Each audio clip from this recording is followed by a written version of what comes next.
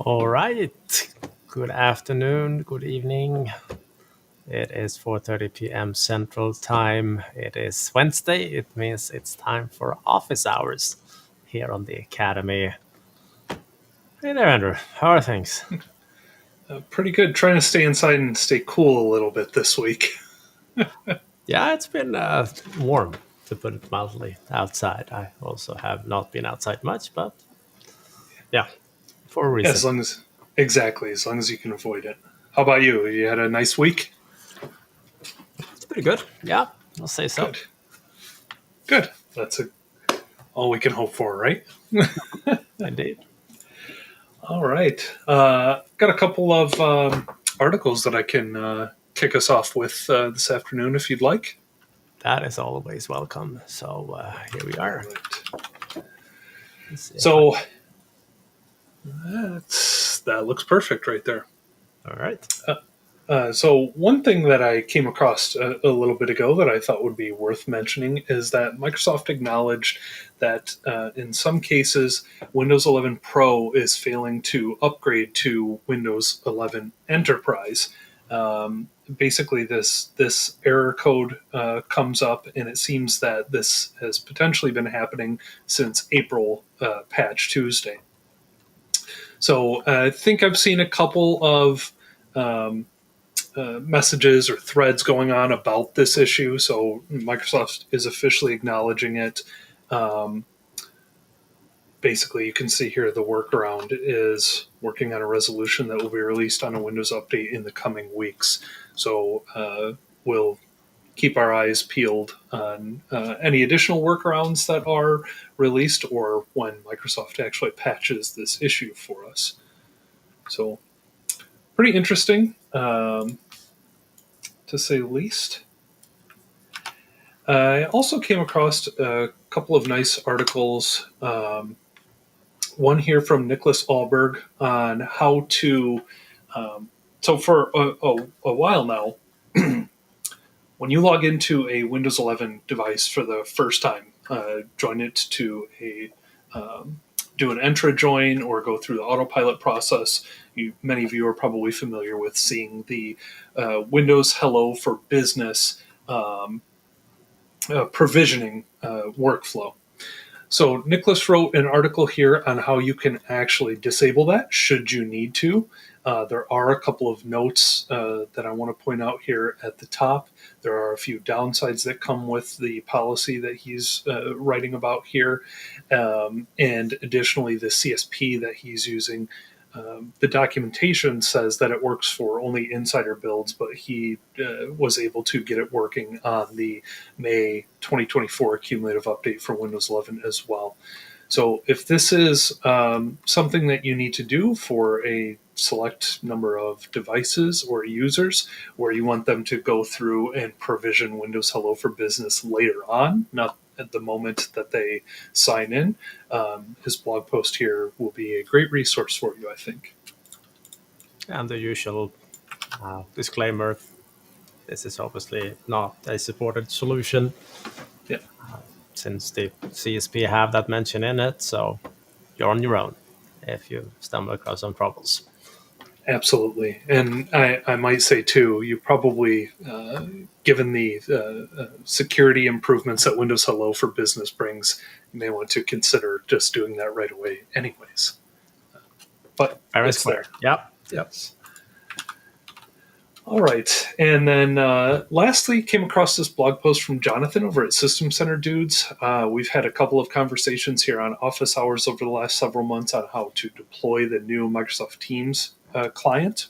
Jonathan put together a post here on how to package that client both in ConfigMgr and Intune. So pretty straightforward stuff. But I just wanted to make sure that I pointed this out as well. It's a nice quick read here on how we can get that deployed. And then I saw a little bit of news as well. Last week we talked, I believe it was last week, maybe the week before, we talked a little bit on how the Windows 11 24H2 release was paused. The preview was paused. But it looks like it has now been resumed this week. Johan, have you are you already on top of grabbing the latest media for that? Did that earlier this afternoon, in fact. Yeah. That sounds about right. So that's good. Indeed. Mike Terrell actually joined us just a little while ago and mentioned, and thank you, Mike, that Rudy already had a blog post that is addressing that fix. So I'm going to do a magic here. Kaboom, Mr. Mike Terrell. Thank you so much. Yeah, thank you, Mike. Nice to have the support. So I'll make sure I grab the link already as well, and I will make sure that's in our links for this evening. There you go. Brilliant. Community at its finest. That's right. All right. So that was what I had for this week. Well, let's see. Let me go back to this one here. So that was the post you just showed from Rudy.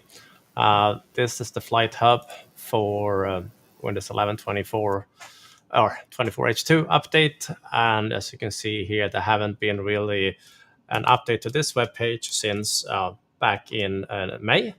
But if you click this link here to go to the ISO table, where you do have the downloads of the different ISOs, you can see that they added this one, the Enterprise Preview, I believe this morning. I saw a tweet about it earlier today, and I haven't seen it before at least, so it was new to me. Possibly been there before, but anyhow, it's downloaded and it will be tested, of course. For those of you that does regular updates, you can go even later builds, of course, but this was one where we have the ISO available. Then we have something that is very near and dear to my heart that we've been working on silently in the background for a few months now. But this morning we gathered our entire team, well, 5 people, we are not that big, but and we launched a community up on our ViaMonstra Online Academy. So it's free for anyone to join. And we hope to see you there, asking questions, posting answers, enjoying a vibrant community. The price is just right, of course, and I'm already signed in, and this is what we have today already. We started to build up some spaces here, different topics. We can, of course, add in more as time goes by, but we figured we need to start somewhere. So this is somewhere. And see, Andrew has been a early poster already. Very good. Absolutely. Very excited about this, to say the least. So, yeah, please head over to the Academy. Find a cool floof in the left-hand corner, and please join our community. He is looking pretty cool with those sunglasses, I must say. That was a hard time getting him to sit still there. No, that's... He's very welcoming now. Oh, yeah. Heck yeah. Absolutely. All right. So that's what I had. All right. Well, we've got Noah joining us. Mentioned awesome while you were talking about the community. So that's a positive. We like that excitement. Hopefully, we'll see you over there, Noah.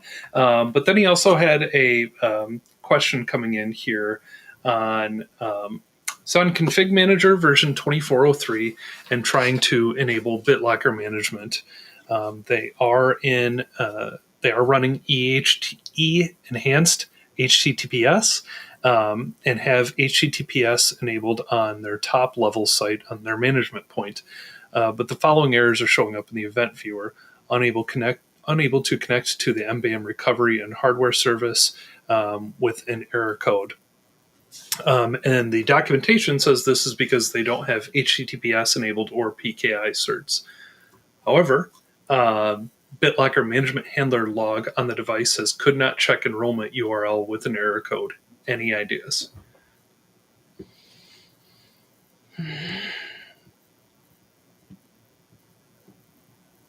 Have not seen that one specifically. I do not know from the top of my head.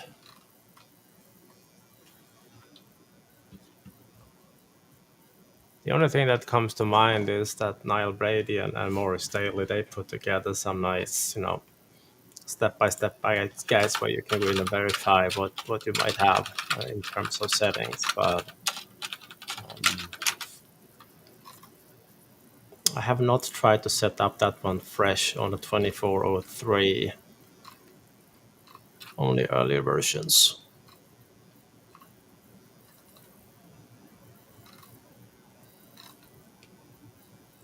Nope, sorry, don't recognize that error. Just trying to see if I can at least come up with.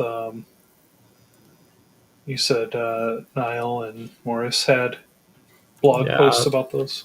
Yeah, it's in Niall's case, it's part of his guides. He has a guide collection. Okay. He did like a long series about it, and then Maurice did a 3-part series when it was just released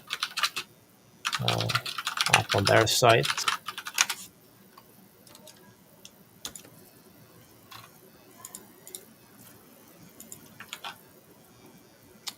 A quick Google search show that no, you're not exactly alone about this particular issue. Quite a few folks that have seen that, but nothing that stands out to be like a quick and brilliant solution.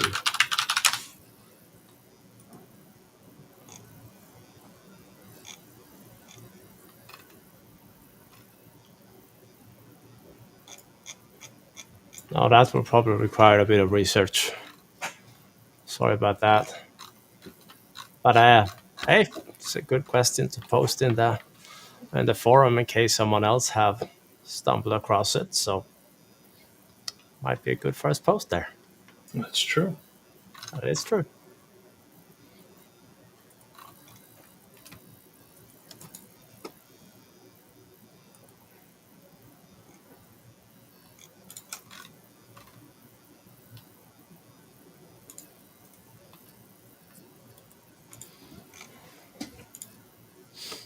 All right, what else do we got?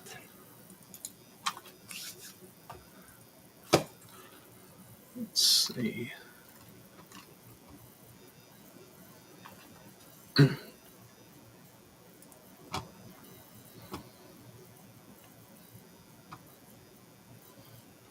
do believe that was the only one so far. Indeed. Looks like it. Well, it's only 4:44 and we have plenty of time for questions. If you have any, let us know and we'll do our best to answer.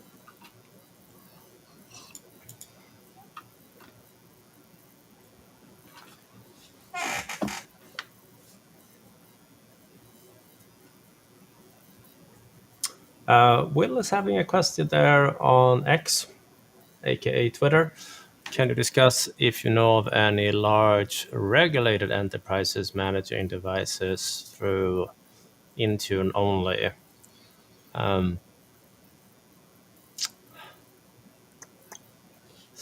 know one organization related to healthcare. They went pretty much all in Intune, and they were able to keep most of their workloads over on Intune only. There were some areas for monitoring of use of applications where they opted in to stay with that workload for ConfigMgr just to have that additional data. That's the closest one I know of.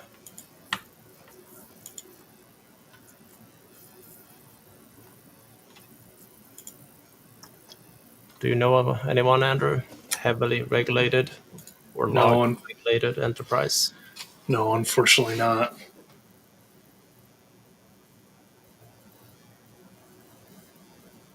Well, put it this way, I know of a good chunk organizations that are regulated, but they are in a co-managed state at the moment.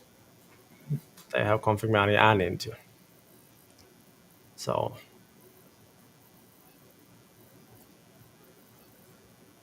yeah. All right. Noah was just asking how to get to the forums here, but ended up clicking on the awesome dog right there. It'll Yeah. take you right to it.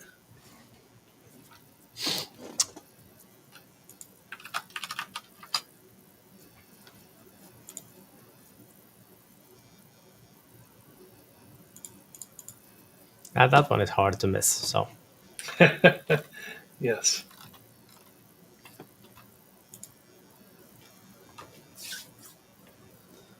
all right. Any other questions?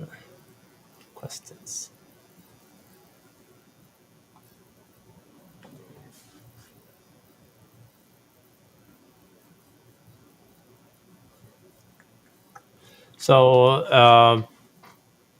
Brima over on YouTube is asking around some also issues on BitLocker, not BitLocker management in this case in config manager, but BitLocker compliance, showing that they're not compliant because BitLocker is not enabled.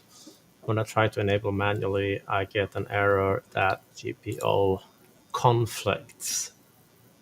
So is this managed Intune? Sorry, is BitLocker managed from Intune config manager or group policies?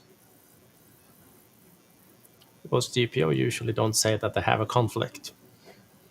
The Intune is happy to say so, but group policies normally do not.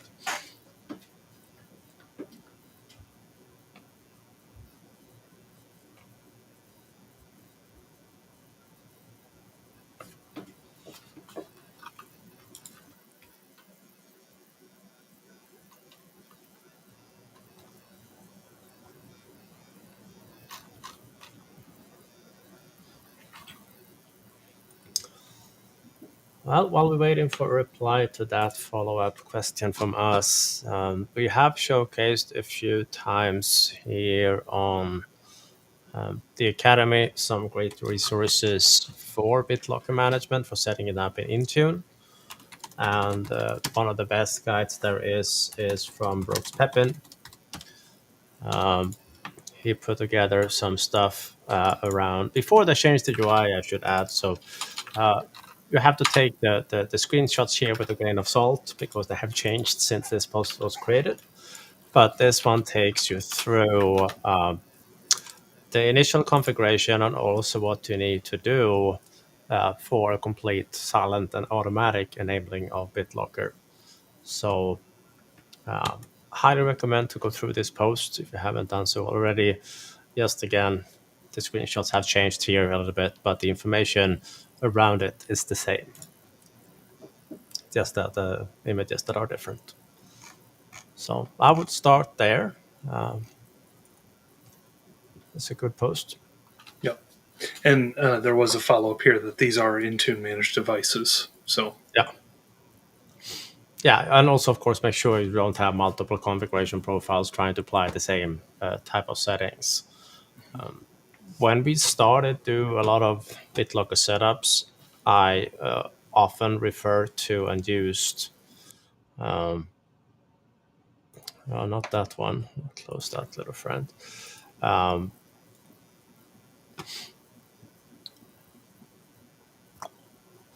To do them from here because here were most of the settings that you would configure always enabled.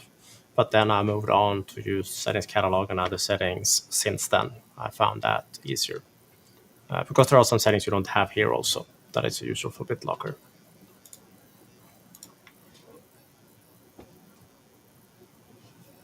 yep. Awesome. Um, we've got another question over here on YouTube. I just went through the instructions to set up the hydration kit, and thank you, of course. You're very welcome. And unfortunately, I'm not able to connect to the CMO1 server using the ConfigMgr Console. Any tips? So I'm assuming you're running the ConfigMgr Console on a remote device. because if it doesn't open up in on the server itself, something else is very, very wrong.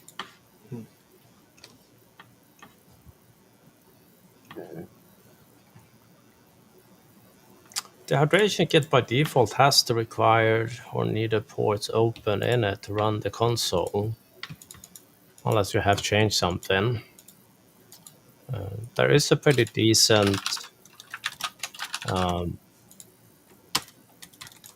documentation on what ports that need to be opened for the various site systems and whatnot in ConfigMgr, including what's required for the ConfigMgr Console.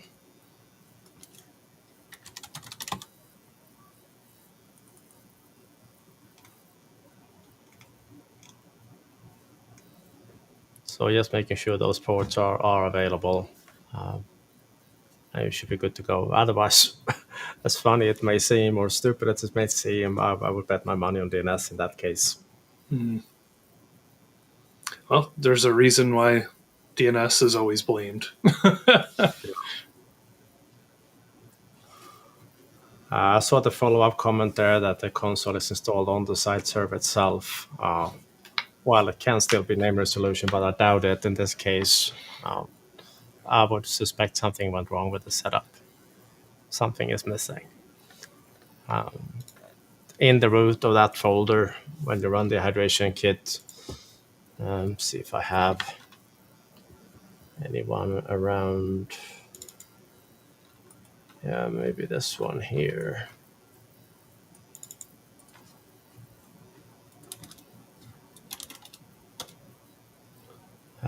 Check the installation logs in the root of the C drive.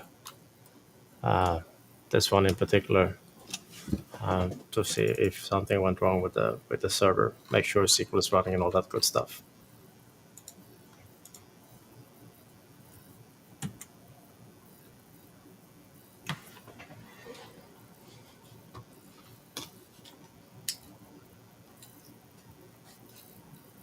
And make sure that DC1 is actually running.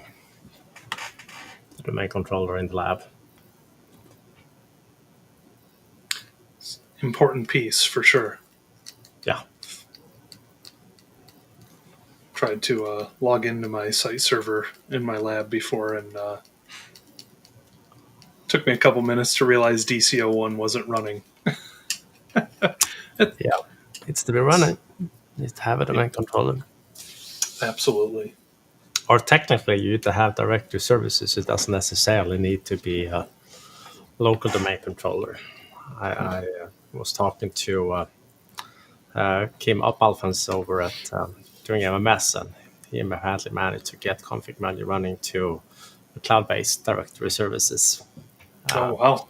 Yeah, I haven't tried that myself. I'm like, interesting. I doubt that to support it, but hey.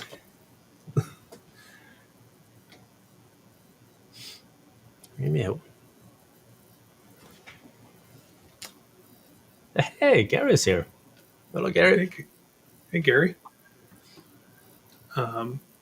Gary's asking, ever seen a recommendation from Microsoft to avoid upgrading TPM from 1.2 to 2.0 unless you reimage after? No. I have sent plenty of recommendations for staying on 1.2 and make sure you are up on 2.0. Last time I saw a recommendation to not use version 2 was back in Windows 7 days because Windows 7 didn't quite like it. But since Windows 10, I mean, version 2 has been the recommended version always. And if you go to pretty much any vendor today, HP, that where Gary works, or Dell, or Lenovo and others, they have like, all right, going to Windows 11, make sure to upgrade BIOS drivers and TPM firmware before you upgrade. So I have not seen that. Nope, me either.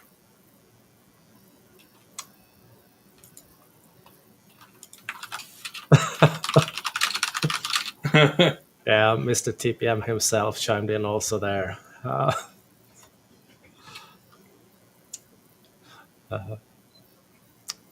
as confused as we are, I think. Maybe Gary's just trying to stump us, keep things interesting today. It could be. Couldn't it? Thanks, Gary. Yeah, appreciate that. Make sure we are awake and on the edge. That's right. I mean, that's one of the biggest, I wouldn't say blockers because it's not a blocker, but that's one of the large work items when you do upgrade to Windows 11 is making sure that you are updated on BIOS drivers and TPM, because that's a significant task if you haven't been doing that before. So, yeah. Oh, yeah. And the more models you have, the more painful it is. It's quite the difference if you have 2 versus you have 200. It's a balance. Definitely. So Gary just followed up, said that someone said Microsoft told them not to update from 1.2 during in-place upgrade and said it wasn't supported.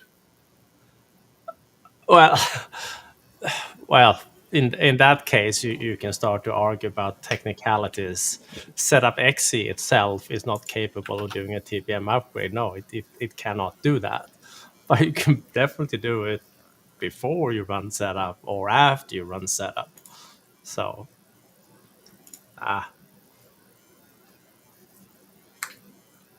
Yeah, and then another follow-up. They said Microsoft told them to upgrade to 2.0, then bare metal after.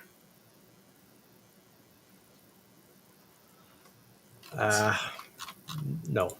Sounds like a lot of work. Yeah. And I guess it depends on which way you look at it. I mean, if the device is capable of doing a bare metal after, then maybe it's less work, depending on the user and the device. And I don't know. The PPM upgrade is the same. So now I don't buy that one bit. I think yeah, they've been exercising rights to smoke substances that are legal in some states. I think you might be right. Yeah.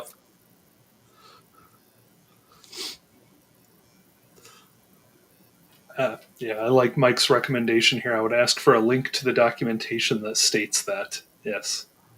Yep, indeed. See if they come up empty-handed. I mean, I haven't read through every single documentation piece there is on imaging at Microsoft, but I have read through a lot and I have not seen that.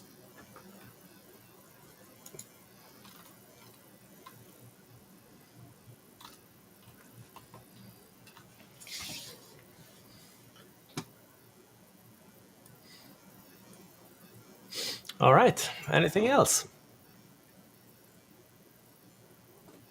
I'm just glad that whatever conversation that was that Gary had and the person he had with Microsoft led to some nice engagement this afternoon. Yeah.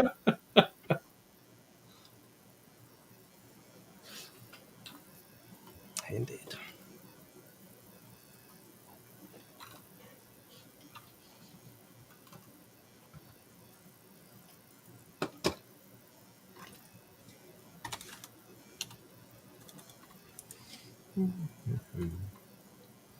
Well, we still have half an hour to go. If anyone have any questions, I'd be happy to answer them, or at least try. Of course.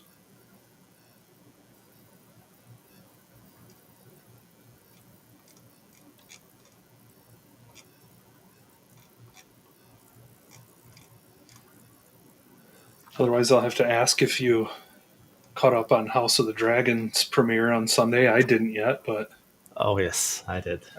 I heard it was good. It was good. All right. The Johan stamp of approval. I like it. Yeah. No, I am a big fan. And I just found Gary's poll on Twitter from yesterday. Let's see if I can share that one without breaking something.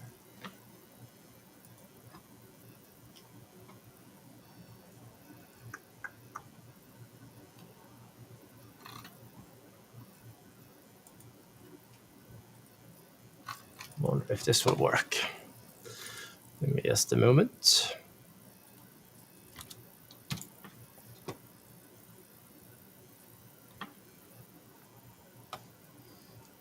Yeah, I think that worked. Now if I only can share my screen again. I think you can manage. Yeah. There you go.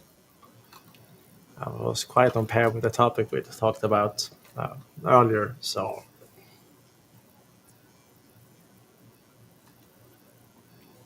Yeah, I actually Not my see that in the problem. replays. Beautiful, yeah.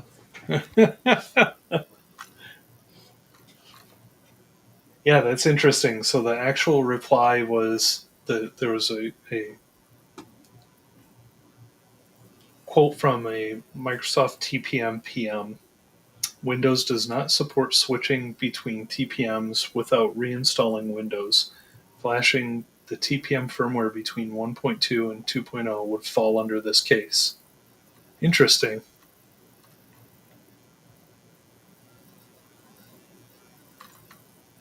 Yeah, that is not something I stumble across, I can tell you. No. All right. We had another question come in here from Jamie around ARM64. So the ARM64 script for WinPE last week had references to an HTA cab, but I believe we have no IE support. Could we hack it in or maybe use another browser within PE to view HTA files? I don't think so.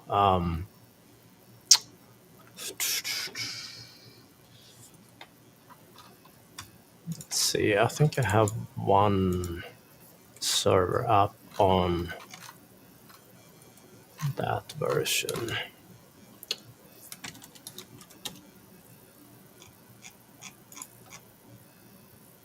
Yeah, this one is on that version.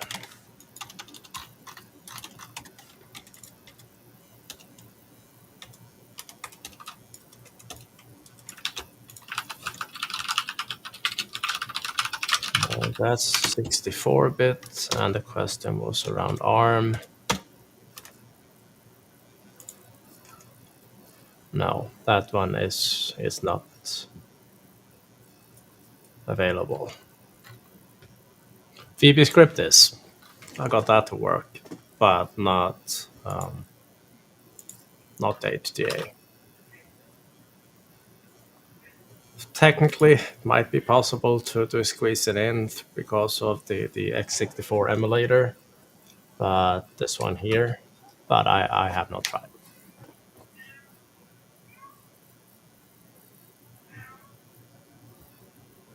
And IE is pretty much the only thing that is used to run those components in WinPE. So, yeah.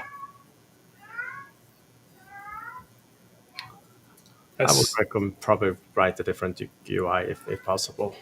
Yeah. Sounds like the cat's pretty bummed about that too. Nah, he's calling for his friends. They're always either calling for their friends or calling for food, right?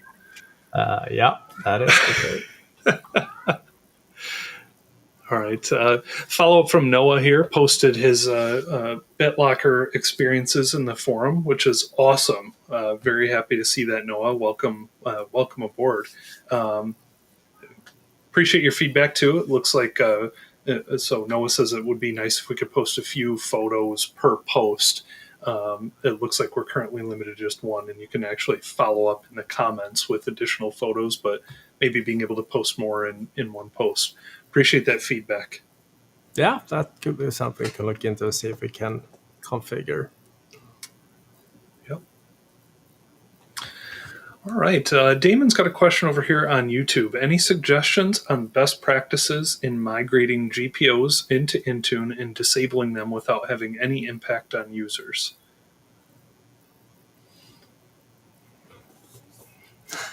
Doing it slowly. Not everything at once.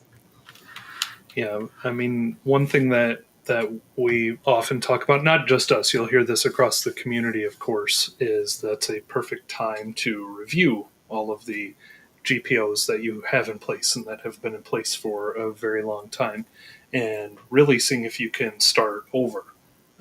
That's typically the guidance that we've been personally following and recommending to others. Yeah, I've seen some organizations, they have their newer devices that they purchase, or they just have a bunch of extra machines they're using, and they set up policies for them in Intune only, and they are enrolled into Intune only, so they never ever had a group policy at all. And they work with them until they can do everything they could in their own legacy Active Directory environment. And once they validated all that on maybe 10, 20 machines, they start to bring more in and eventually start to re-image existing devices into the same state. So that is a good approach as any.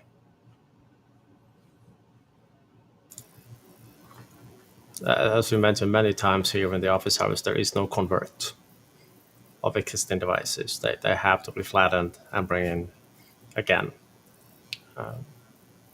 if you're going Enter ID only. Mm-hmm.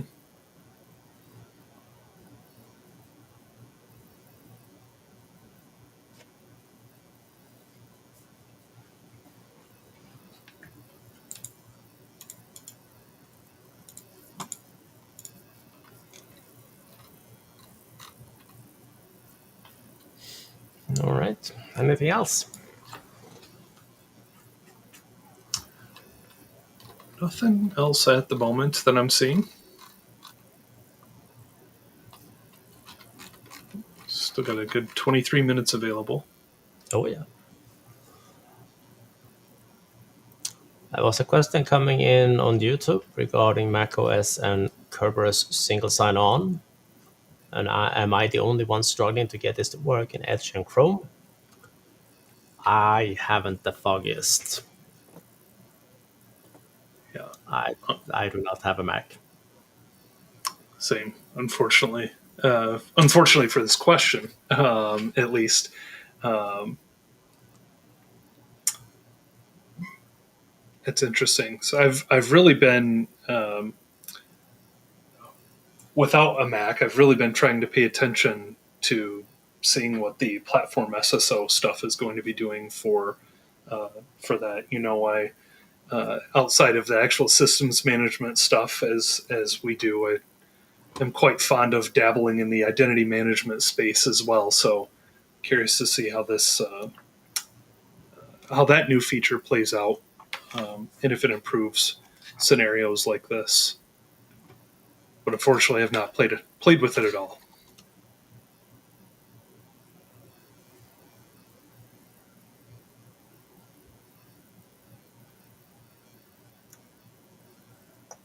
Well, we do have a Mac guru on the Academy, Mr. Dean Ellaby.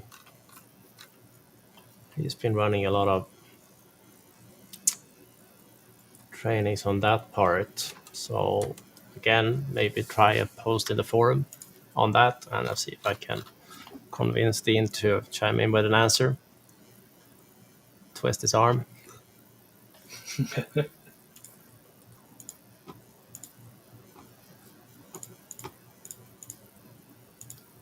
Just realized you probably need to add in macOS space there. I think we have one. I was just thinking the same thing. Well, you can post it in Intune for now. It kind of falls under that category, or Entra. Well, more Intune than Entra.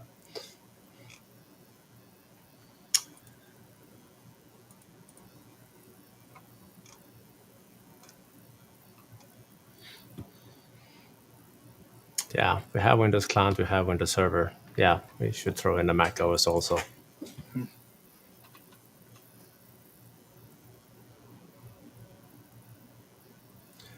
There was some follow-up comment here in the chat. Noah also having a lot of issues with the Mac OS and single sign-on. Decided to move to YAML instead. All right, yeah, that's another option, of course.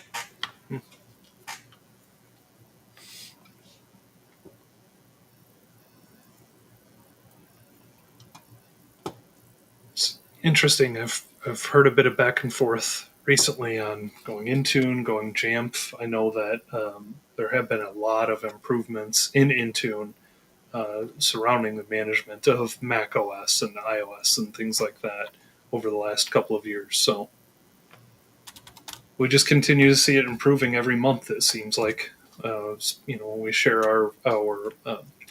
when we share the service release updates for Intune every month, it seems like every single time there's something new with Mac OS. Yeah. Or iOS for that matter.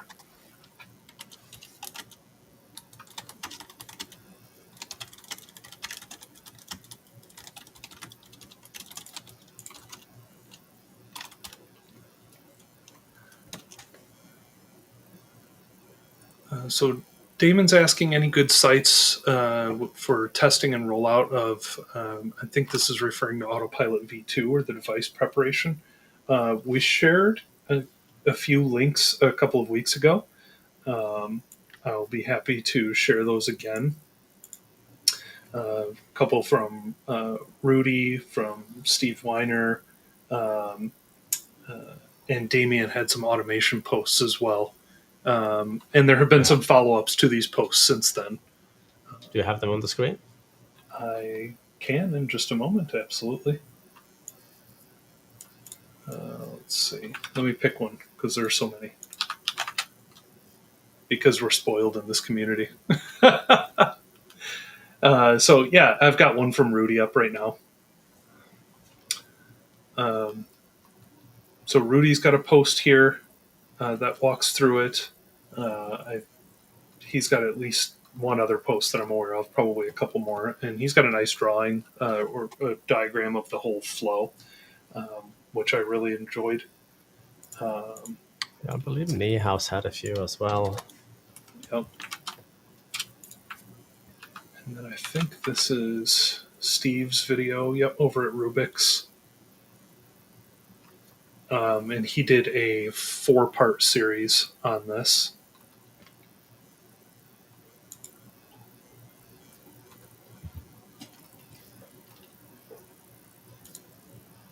Whoop, no, don't want that ad playing. I don't know if the audio for that came through on the stream, but that was loud in my headphones. Oof. Did not. All right, perfect. So yeah, I'll make sure to reshare these, though. Yeah, beautiful. Thank you. Mm-hmm.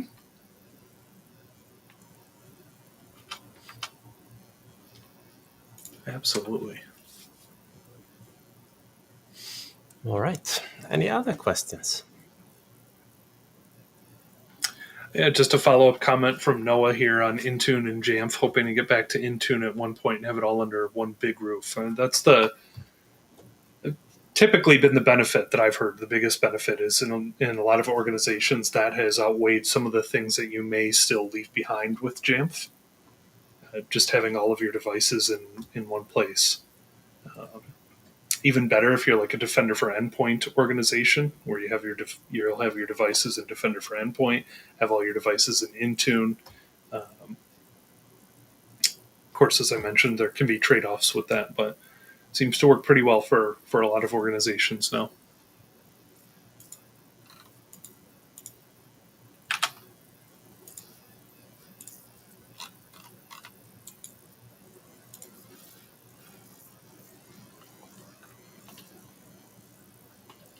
I was arguing with Defender for Endpoint earlier today.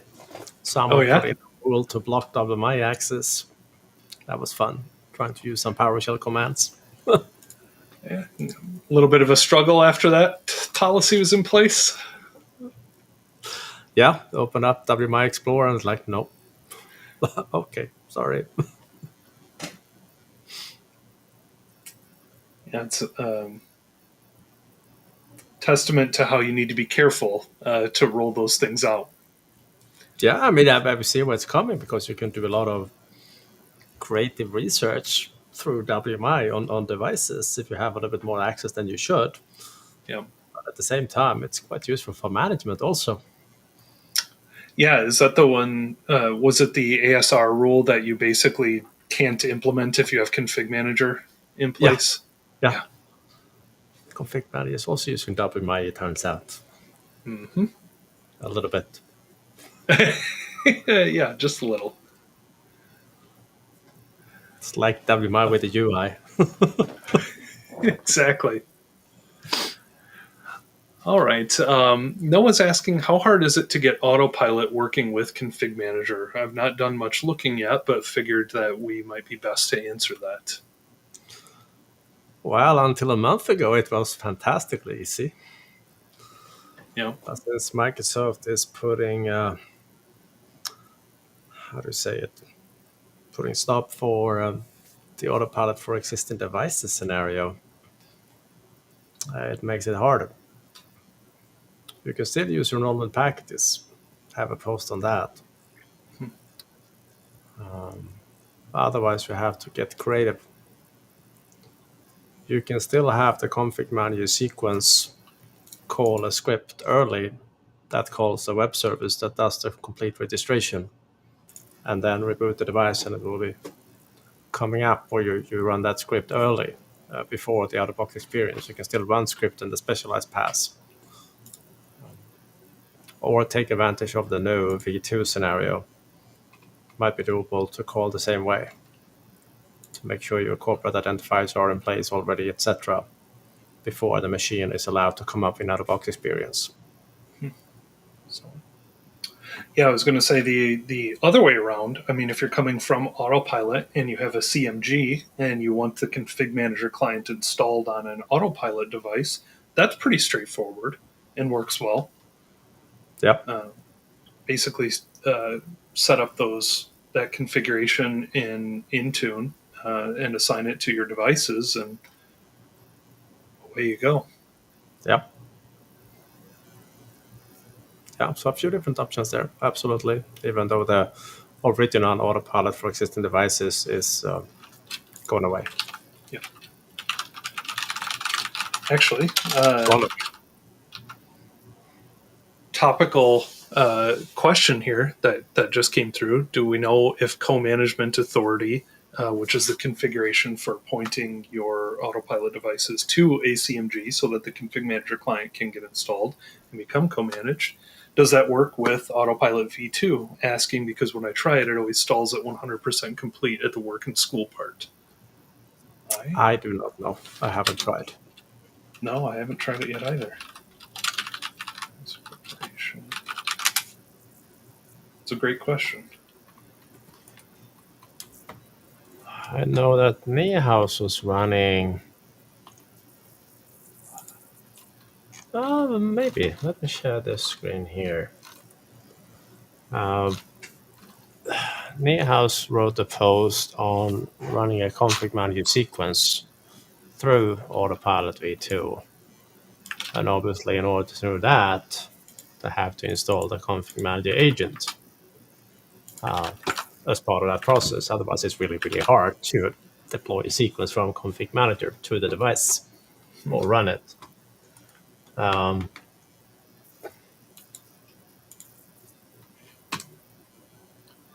Trying to read through this one fairly quickly.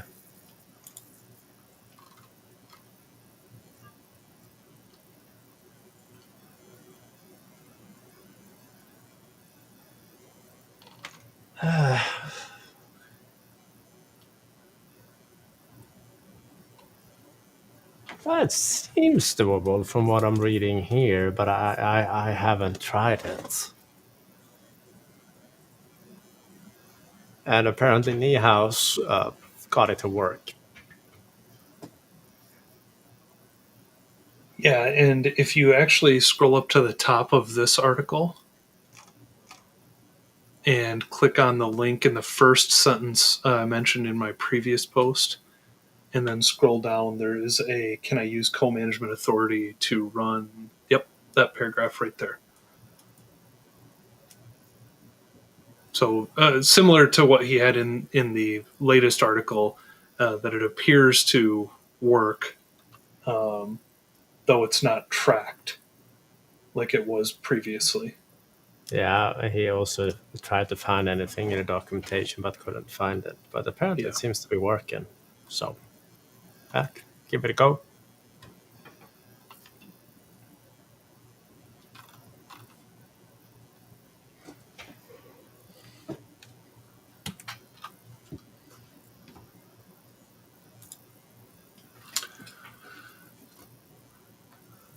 All right. Damon had a question here. Any suggestions on wrapping applications to deploy through Intune that may have several steps? Hopefully similar to using a task sequence, but only being pushed through Intune. Use the sequence in Intune. It's doable. Yeah. You can run sequences from Intune. Niehaus actually has a post on that.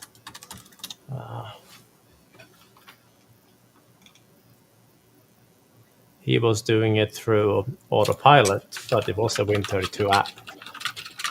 So you can definitely run a sequence that way. I did an older blog post many moons ago, before Win32 apps were cool. So this was back in 2018-ish. Yeah. How you can just have it as an Azure blob storage and you can call the sequence from there. Other than that, you have a lot of options in PowerShell scripts to run, install multiple apps in one go. Just make sure to include them in the same Intune Win package, and they will be there until the script finishes. I mean, a lot of the apps that I have in Intune, not all of them, but a good chunk of them, they are indeed wrapper scripts. So just the entire installer is just a long PowerShell script, and that PowerShell script can do whatever. It can install one application, it can install 5. Sequences are usually better because they can track reboots and stuff more easily. But even that you can do with PowerShell. I mean, that was the original idea behind the side state configuration when that was released years and years ago. It was quite popular on the server side, but didn't really take off on the client side. But you can find examples in PowerShell examples on how to build basically your own little sequence to do something. There were a couple of follow-up comments here as well. Gary mentioned you could use a PowerShell script that does stuff, then creates scheduled tasks to do additional things. Absolutely, absolutely. And then a couple of other additional comments on not just any wrapper script, but specifically looking at the PowerShell app deployment toolkit. Yeah, this one here is fantastic, and this platform has received a lot of love in the last 12 months. So if you have been using it before, the new version has a lot more capabilities than ever.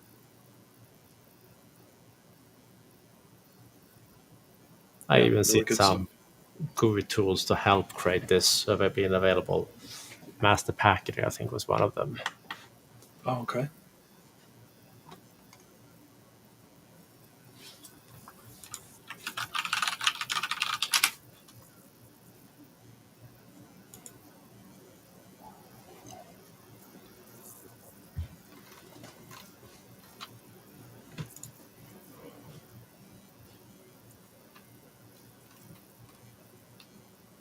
Five minutes left. Any more questions?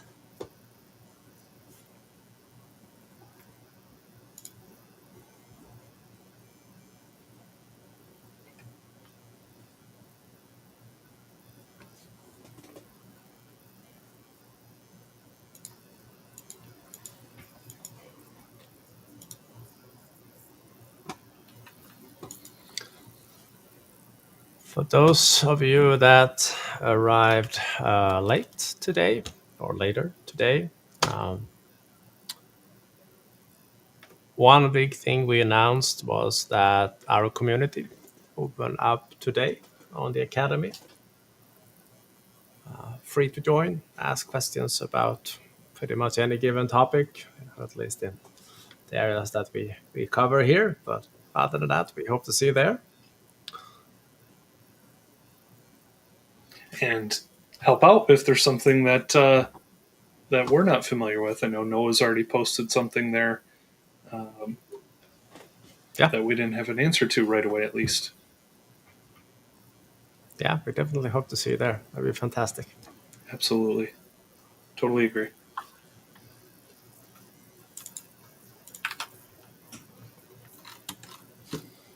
All right, then I do not see any more questions other than a friendly tip from Mr. Terrell there. See if I can get that link up. It's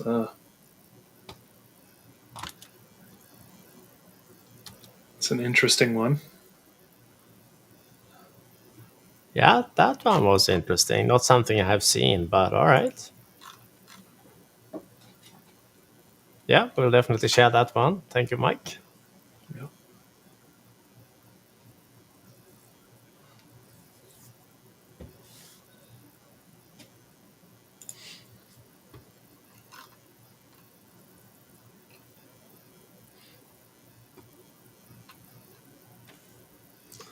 All right, then. I don't see any more questions or comments coming at the moment.